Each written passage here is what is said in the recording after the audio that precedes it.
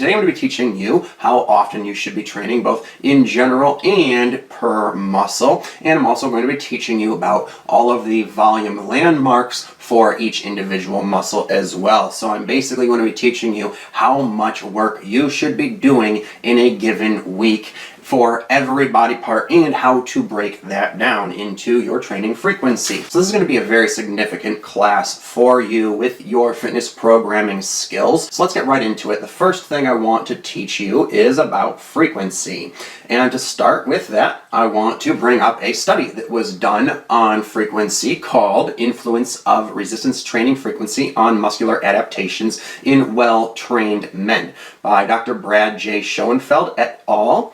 And notice that this study is dealing with well-trained men, all right? So this is not newbies or beginners. So you'll have to take this data and then adjust it for yourself if you are not at that level. And in this study, two different groups of test subjects were tested.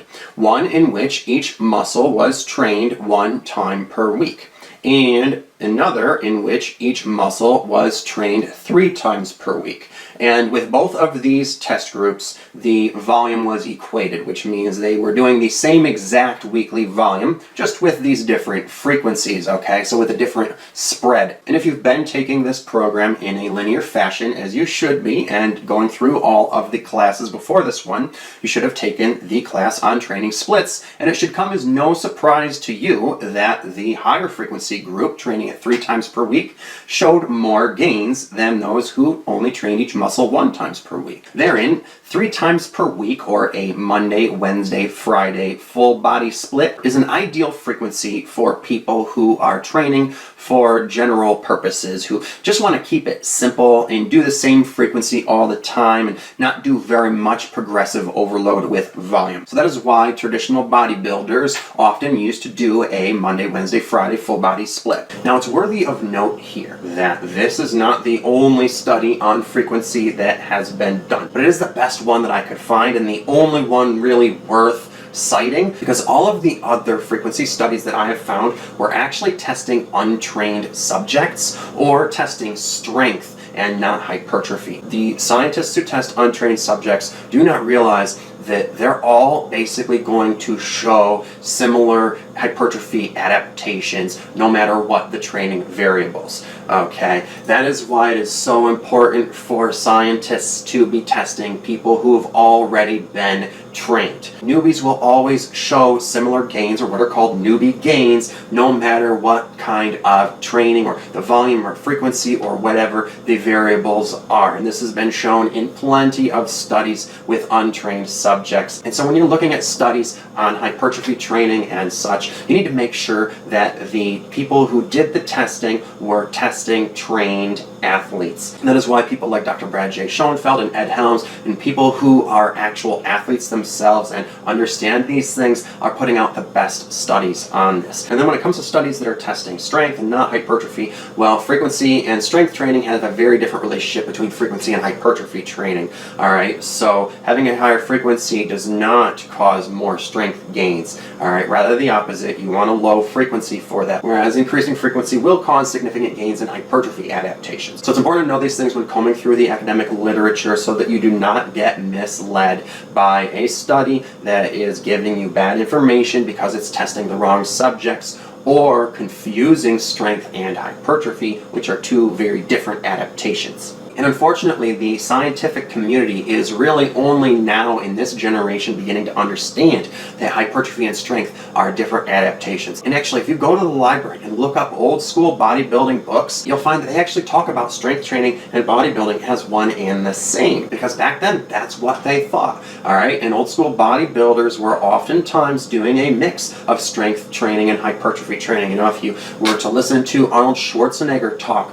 about his program for mass that he did for bodybuilding.com, he talks about doing things like power cleans, which are really only useful in strength training and powerlifting and don't really cause hypertrophy adaptations. But back then, strength training and hypertrophy training were seen as the same thing. The academic community just didn't understand that these were two very different adaptations that are somewhat mutually exclusive. So this is why it's important that we approach this stuff using the most up-to-date scientific data and the scientific method for analyzing the data. And that's exactly what I'm trying to do with this program here, and to deliver you the most up-to-date scientific data possible, and to approach this from a highly academic, objective, analytical standpoint. So that being said, the most credible study I have found at this time shows that 3 times per week training is better than 1 times per week. But that is, of course, not the be-all, end-all of frequency information. And for those of you who are wondering if you can train even more frequently and see even better results, the answer is yes. No surprise there either, I'm sure. The higher the training frequency per muscle, the more it's getting stimulated, and thus the more gains you will see for it. But there is a caveat to that. Caveat being that your muscles have to be able to recover between sessions. So you're going to see more gains with more frequency as long as your muscles are recovering before being worked out again. However, if that is not the case and your muscles are not recovered yet, then that would just be overtraining and you're going to be doing more harm than good. And that is why high frequency training is not very common, because most people need more than a day to recover. Alright, but we do know that a lower frequency, training each muscle only once per week, is not enough. Alright, as there's too much recovery time between workouts, and you're going to be losing strength and the gains that you had made after a few days of a muscle being rested. Okay, so that is why people who only train each muscle once a week tend to be hard gainers who tend to get stuck in a lot of plateaus. That is really only an effective frequency for beginners. The optimal frequency for anyone who is not new is between 2 and 4 times per week, generally speaking, because that gives you a lot of stimulus to grow from, but not so much that it's not sustainable and not recoverable. So that is what anyone who's not a beginner should be doing. And that allows for the optimal recovery time, which is the exact time that muscle protein synthesis takes. All right, that is why it is the optimal frequency. Now, as for even higher frequencies than that, 5 to 6 times a week training for more advanced athletes will produce even more gains, but it produces a lot more fatigue and wear and tear on the joints and connective tissue, and so it's not sustainable and should only be done short term for 1 to 2 mesos at a time, okay? And you should really only be doing that with lighter weights and higher rep ranges, and it should be a lower per session volume, okay? So your total weekly volume is getting spread out. You wouldn't be doing the same per session volume with that as if you were only training 2 times per week and getting a much bigger workout in each one of those 2 times. So that's what's going to make it more viable. And if you're not an advanced athlete and are at intermediate level, you can still do some high frequency training, but you're going to want to do it even less than that, okay? So you wouldn't do a whole meso or 2 of it. You would do it at the very end of a meso, all right, when you have done a lot of progressive overload. You can lead up to doing a very high frequency in the last couple of weeks. So the key with high frequency training is moderation, because it is very taxing and you do not want to exhaust your system. But if you are not someone who is doing hypertrophy training or endurance training or sport training, where you're going to be doing a lot of lighter, higher rep sets, and you are more focused on strength training and heavier lifting, then you're going to require a lower frequency per muscle due to the amount of stress on the joints and connective tissue,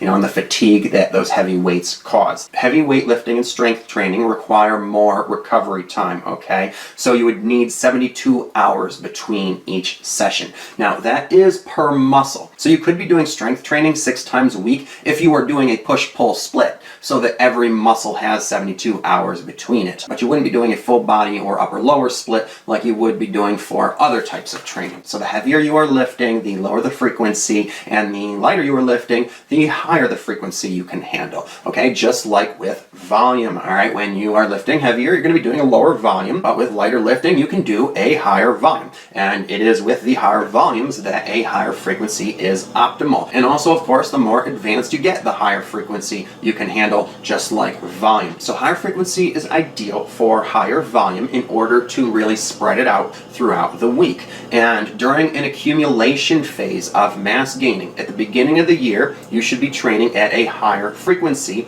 And then during an intensification phase of raising the weight to build strength and power, you would want to use a lower per muscle frequency. So during this type of accumulation, when you're doing progressive overload of volume, as a beginner, you'd want to go from 2 times per week to 3 times per week to 4 times per week before then dialing it back to do a deload and then, doing that all over again. If you were an intermediate, you'd want to start at 3 times per week, then 4 times, then 5 times before dialing it back and then repeating. And if you are an advanced athlete, start with 3, then go to 4, then 5, and then 6 before you then dial it back. And then when you go into an intensification phase, you're going to do the opposite and taper the volume and frequency per muscle down. Now, while increasing the frequency does cause more hypertrophy stimulus and thus should cause more hypertrophy gains, there is again a serious rate of diminishing returns for raising the frequency very high, just like with volume, the raising of which coincides to the raising of frequency.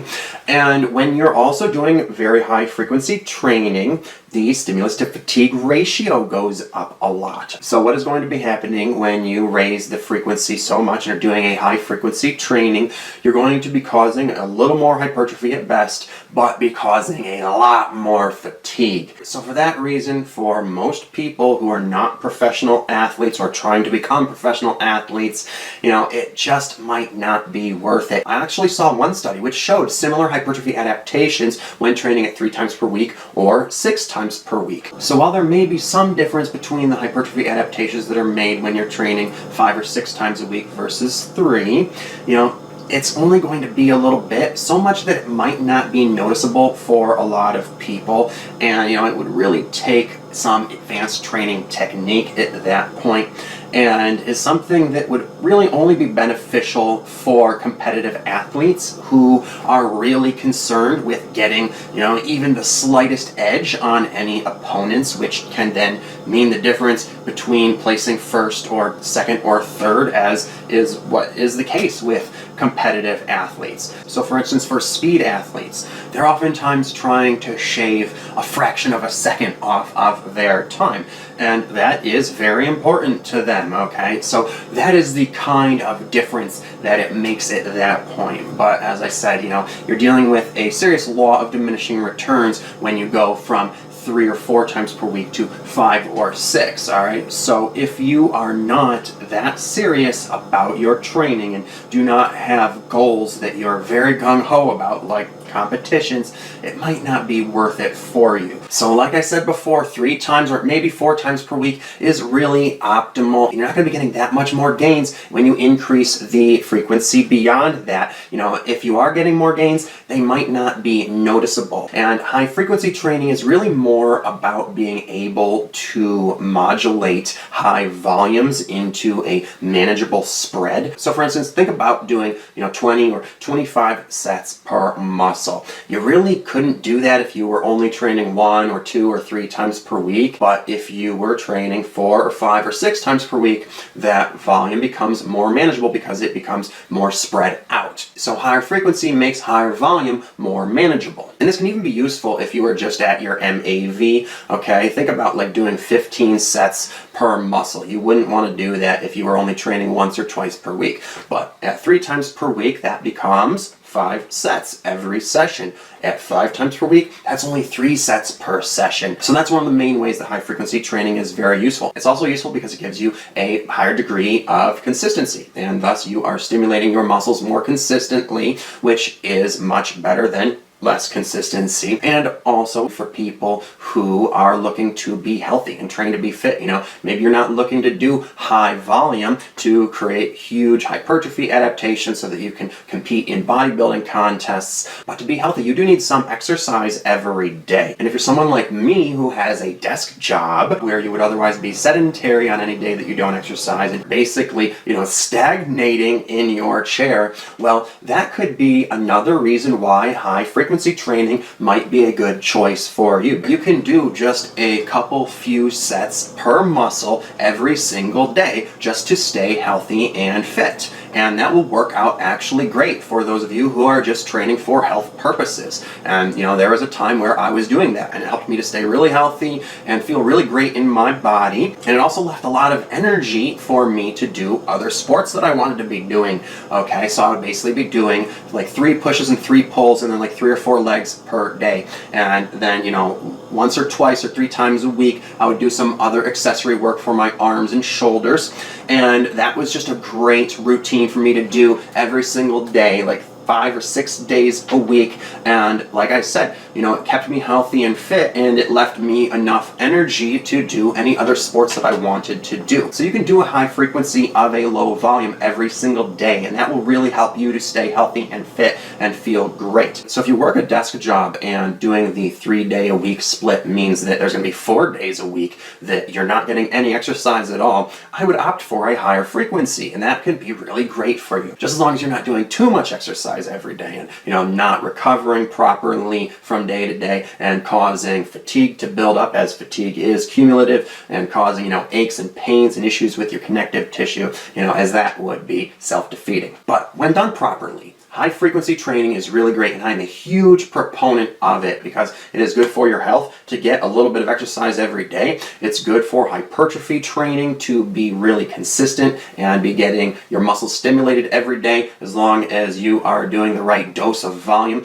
And it's great for those times when you're doing high volume to spread it out so that you are not overtraining in any one session. But you just need to keep that dose-response relationship for volume in mind and make sure you're not overtraining. Now, if you do not have the time, or maybe the want or the need to train every day, and can really only spare a few days or so per week for it, and are not looking to do massive progressive overload with volume or frequency either, and just want to keep it simple, and are looking for one single frequency to do that is always going to be best, doing a full body Monday, Wednesday, Friday split would be best. That is assuming that you do not want to be training on the weekends and wish to keep your weekends free. However, if you are okay with training on the weekends, an even more optimal frequency would be exactly every other day, all of the time. So that one week you'd be doing Monday, Wednesday, Friday, then the next you'd be doing Sunday, Tuesday, Thursday, Saturday, and then the next Monday, Wednesday, Friday, and so on and so forth. So that way every muscle gets trained exactly every 48 hours. Okay, but of course, many of us do want to keep our weekends free, so the Monday, Wednesday, Friday split is perfectly all right for that. So it's only really when you get into a higher weight or volume and you're taxing your system more that you need to worry about how you're spreading out that volume and how much time your muscles are getting in between workouts for recovery. Okay, so when you're training in order to make strength or hypertrophy or sport or endurance adaptations, that is when this becomes a bit more complicated. And that's when you need to worry about your per session volume and your weekly volume and your frequency. And you also are going to need to be doing a specific volume per muscle, okay, because every muscle is of course a different size and thus it has different volume landmarks.